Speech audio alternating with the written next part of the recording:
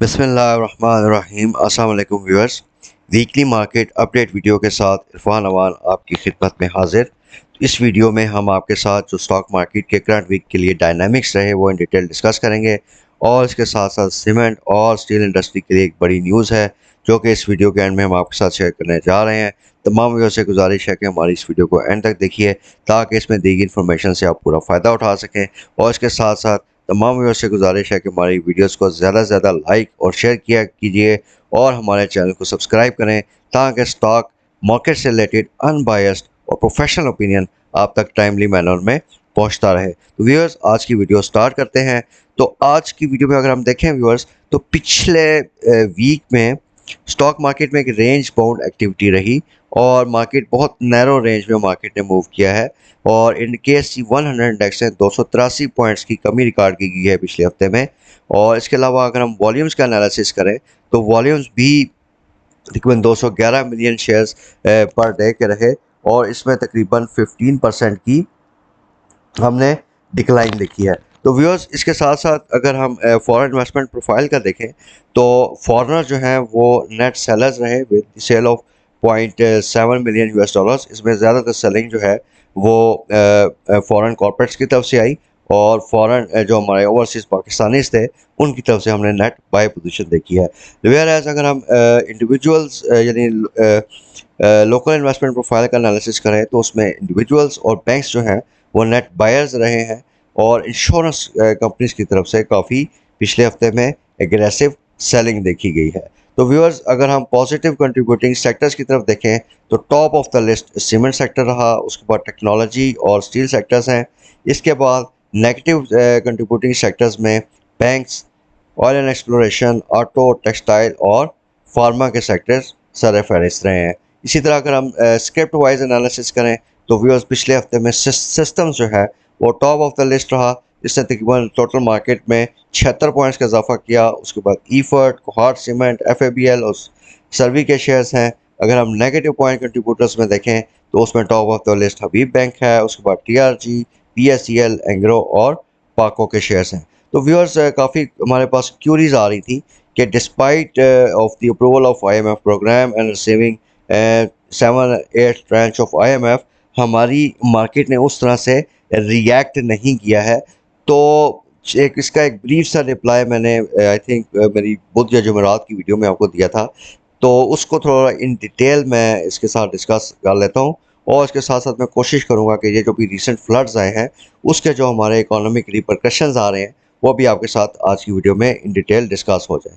तो व्यूअर्स सबसे जो अभी हमारे लिए एक मसला बन रहा है वो है इंक्रीज इन इन्फ्लेशन। अगर हम अगस्त का सीपीआई देखें तो वो तकरीबन 27% के लेवल पे रिपोर्ट हुआ है जो कि मल्टी डेकेड हाई लेवल्स हैं, यानी पिछले 30 से 40 साल बाद इतनी हाई इन्फ्लेशन पाकिस्तान में ऑब्ज़र्व हुई है। और इसके साथ साथ व्यूअर्स जिस तरह के हमारी कैश क्रॉप्स जो थी वो काफ़ी हद तक उनको नुकसान हुआ है। उसके बाद जो पेट्रोल प्राइसेस हैं वो मुसलसल बढ़ रही हैं। इसी तरह जो एनर्जी प्राइसेस हैं जिसमें गैस, बिजली इसमें काफ़ी इंक्रीज़ कर दिया गया है। तो इट इज़ एक्सपेक्टेड कि ये जो इन्फ्लेशन का ट्रेंड है ये शॉर्ट टर्म के लिए एटलीस्ट कंटिन्यू रहेगा। अब व्यूअर्स वापस आते हैं उस डिस्कशन की तरफ कि आईएमएफ का पैकेज आने के बावजूद मार्केट में उस तरह का पॉजिटिव रिस्पांस क्यों नहीं आया।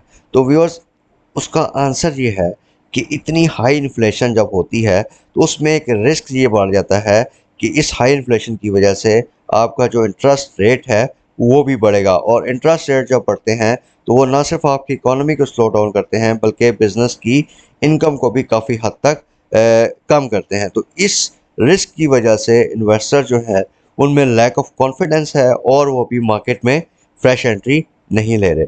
दूसरा व्यूअर्स जैसा के ऊपर हमने डिस्कस किया कि हमारी काफ़ी हद तक कैश क्रॉप्स डिस्ट्रॉय हुई हैं, तो अब हमारी इंपोर्ट्स जो हैं वो आइंदा आने वाले दिनों में बढ़ने जा रही हैं। तो अगर हम जो अगस्त का डेटा रिलीज़ हुआ है ट्रेड डेफिसिट का, तो उसमें नो डाउट अगस्त 2022 का ट्रेड डेफिसिट अगर हम कंपेयर करें अगस्त 2021 से तो उसका तकरीबन 17% उसमें कमी आई है।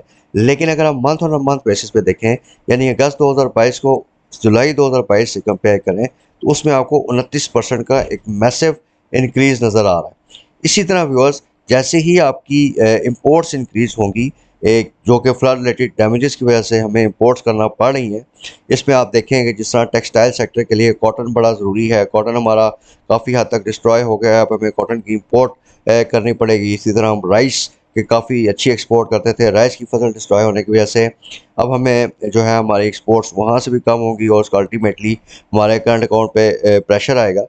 तो करंट अकाउंट डेफिसिट जो है वो आपका अगले 2 से 3 महीनों में बढ़ने जा रहा है, और जैसे ही आपका करंट अकाउंट डेफिसिट बढ़ेगा तो उसका डायरेक्ट कॉन्सिक्वेंस ये होगा कि आपका जो रुपया है वो वंस अगेन डॉलर के मुकाबले में कमज़ोर होना शुरू हो जाएगा। And we expect at least in the next 2 months dollar जो है वो तकरीबन रुपया तकरीबन डॉलर के मुकाबले में 226 227 की रेंज में ट्रेड कर सकता है। इसके अलावा व्यूअर्स इसमें थोड़ी सी हमें जो रिलीफ मिल सकती है वो in the shape of foreign add और रेमिटेंस के लिए हो सकती है, जो कि फ्लड रिलीफ या रिहेबिलिटेशन प्रोसेस में हमें बाहर से आएंगी। लेकिन अभी तक अगर हम उसको देखें, एनालिसिस करें, तो मिलियंस सम मिलियन डॉलर्स की कमिटमेंट्स हैं, जबकि हमारा नुकसान है वो तकरीबन 10 अरब डॉलर से ज़्यादा का हुआ है। इसी तरह व्यूअर्स जो करंट अकाउंट में दूसरा हमें फैक्टर हमें सपोर्ट कर सकता है वो डिक्लाइनिंग क्रूड ऑयल प्राइसेस हैं। तो अगर क्रूड ऑयल फर्दर यहाँ इन लेवल से थोड़ा डिक्लाइन कर गया तो ये भी हमारे करंट अकाउंट डेफिसिट को कम करेगा, और अल्टीमेटली हम इससे हमारी करेंसी जो है वो स्टेबलाइज हो सकती है। तो व्यूअर्स इन अ नटशेल, यानी अगर इसमें खुलासा आपके सामने रखूं तो आइंदा 2 से 3 महीने में काफ़ी स्ट्रॉन्ग चांस है कि आपका करंट अकाउंट डेफिसिट जो है वो बढ़ेगा, और उसके साथ साथ आपका जो रुपया है वो अंडर प्रेशर आएगा अगेंस्ट द यूएस डॉलर।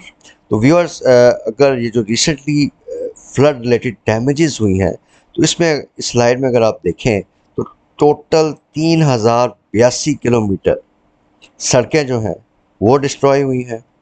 इसके अलावा 145 मेन ब्रिजेस डिस्ट्रॉय हुए हैं, और अगर हम घरों का डैमेजेस का अंदाज़ा लगाएं तो व्यूअर 6,70,328 घर मजमूई तौर पर उनको नुकसान पहुँचा है।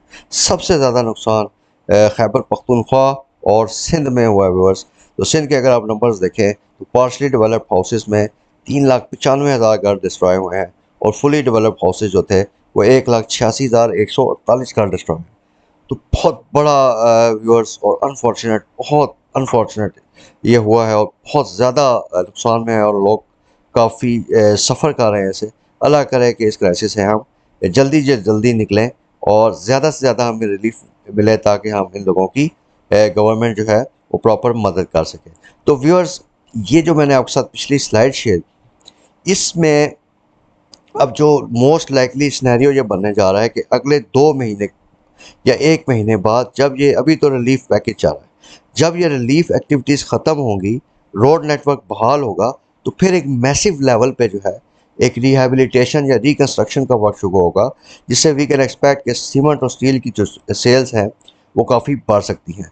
तो व्यूअर्स पिछले अगर हम 2 महीने में देखें तो सीमेंट और स्टील की जो सेल्स थी उसमें 35 से 40% कमी हो गई है, क्योंकि इनकी कॉस्ट बहुत ज़्यादा बढ़ गई थी और ओवरऑल इकोनॉमिक स्लो डाउन भी था। इसका अगर आप एग्जांपल देखें तो अमरेली स्टील जो है उसने अपना प्लांट जो है 31 अगस्त से लेकर 19 सितंबर तक बंद किया ड्यू टू लो डिमांड, और इसी तरह जो उनका नेटवर्क चेन, उसमें जो सप्लाई चेन होता है उसमें इशू आ रहा था फ्लडिंग की वजह से, तो उन्होंने अपना प्लांट बंद किया, और भी कई मैन्युफैक्चरर्स जो हैं they are on verge of closing down their plants. अच्छा, अब व्यूअर्स जैसा कि मैंने early in the slide discuss किया था कि जैसे ही फ्लड वाटर्स उतरेंगे, पानी उतरेगा सैलाब का, और आपका जो रोड नेटवर्क है वो टू सम एक्सटेंट बहाल हो जाएगा, तो फिर हम एक मैसिव स्केल पे एक रीबिल्डिंग एक्टिविटी देखेंगे अक्रॉस द कंट्री। अच्छा, अब ये जो एक्टिविटी है ये इंशाल्लाह विंटर यानी सर्दियां शुरू होने से पहले पहले स्टार्ट हो जाएगी, और इस एक्टिविटी की वजह से व्यूअर्स हम देख रहे हैं कि एक बड़ा अच्छा डिमांड इंक्रीज होगा सीमेंट और स्टील सेक्टर में। तो व्यूअर्स सीमेंट और स्टील सेक्टर्स में अगर आपको टिप्स पे चांस मिलते हैं तो डेफिनेटली अच्छे डिविडेंड पेइंग स्टॉक्स लेके आप 3 to 6 मंथ्स के टाइम हॉरिजॉन में रखें। इंशाल्लाह ये आपको आगे चल के बहुत अच्छा गेंस देंगे इन लेवल से। तो viewers with this note I and my today's video. I hope इसमें दी गई इन्फॉर्मेशन से आप बेनिफिट उठाएंगे, और तमाम व्यूअर्स से गुजारिश है कि हमारे इस एफर्ट को अप्रिशिएट करें और हमारे चैनल को लाइक और सब्सक्राइब करें। Thank you very much for the time viewers. Allah.